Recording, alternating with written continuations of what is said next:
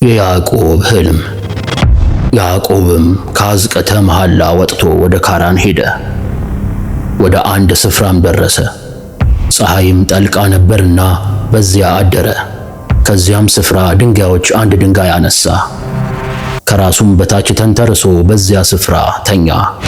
ሕልምም አለመ። እነሆም መሰላል በምድር ላይ ተተክሎ ራሱም ወደ ሰማይ ደርሶ እነሆም የእግዚአብሔር መላእክት ሲወጡበትና ሲወርዱበት፣ እነሆም እግዚአብሔር በላዩ ተቀምጦ ነበርና እንዲህ አለ። የአባትህ የአብርሃም አምላክ የይስሐቅም አምላክ እኔ እግዚአብሔር ነኝ፣ አትፍራ አለው።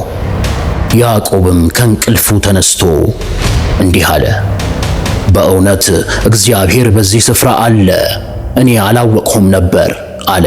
ፈራም፣ እንዲህም አለ፣ ይህ ስፍራ የእግዚአብሔር ቤት ነው እንጂ ሌላ አይደለም፣ ይህችም የሰማይ ደጅ ናት አለ።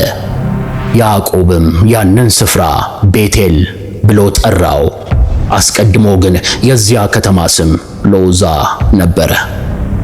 እንግዲህ ይህ ሕልም ያዕቆብ በአስቸጋሪ ጉዞው ወቅት ማጽናኛና ማበረታቻ ከእግዚአብሔር ዘንድ ለያዕቆብ የተሰጠው ነው። እንዲሁም በምድራዊና በሰማያዊ ስፍራዎች መካከል ያለውን ግንኙነት ያመለክታል። ይህም በሰዎችና በእግዚአብሔር መካከል ያለውን ጥብቅ ግንኙነትና ቀጣይነት ያለውን መስተጋብር ያመለክታል። በቅድስት ቤተክርስቲያናችንም እንዲሁ የኢትዮጵያ ኦርቶዶክስ ተዋሕዶ ቤተክርስቲያን ታላቅ አባት በሆኑት በሊቁ አባ ጊዮርጊስ ዘጋስጫ አንደበት አርጋኖን በተሰኘው መጽሐፋቸው ላይ እንዲህ ብለዋል። ተፈስሒ ኦ ቤተል እንተ ተሰምየት ንሆተ ለሰማይ እምአፈ ያዕቆበ እስራኤል። እስራኤል በተባለ በያዕቆብ አንደበት የሰማይ ደጃፍ የተባለች ቤተል ሆይ ደስ ይበልሽ በማለት እመቤታችን ቅድስት ድንግል ማርያምን በቤተል መስሎ አመስግኗታል።